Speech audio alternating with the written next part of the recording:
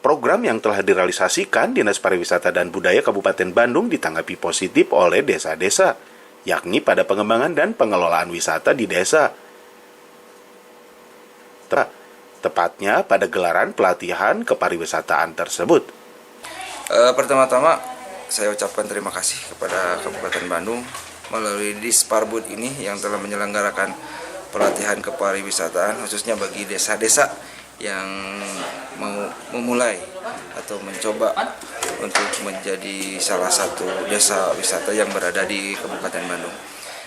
Tentunya program ini sangat bermanfaat bagi kami selaku pengelola wisata yang masih merintis karena banyak hal yang perlu kami ketahui mengenai tentang kepariwisataan ini.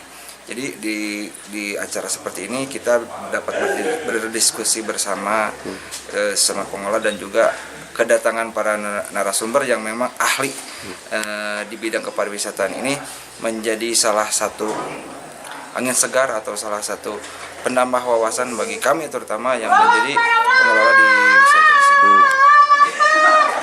Untuk pengembangan sumber daya manusia di pariwisata ini kita anggap penting ya untuk meningkatkan salah satu unsur yang penting di dalam meningkatkan pengembangan pariwisata di Kabupaten Bandung. Untuk itu maka mulai dari tahun 2021 ini kita juga selain dari pengembangan dari potensinya juga kita mengembangkan dari sumber daya manusia dari pengelola pariwisata sendiri.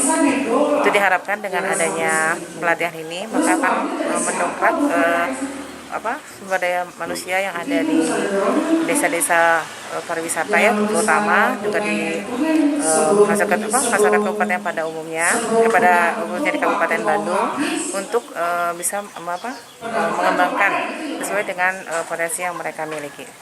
Widi Herian mengabarkan, Hadas TV, Kabupaten Bandung, Jawa Barat.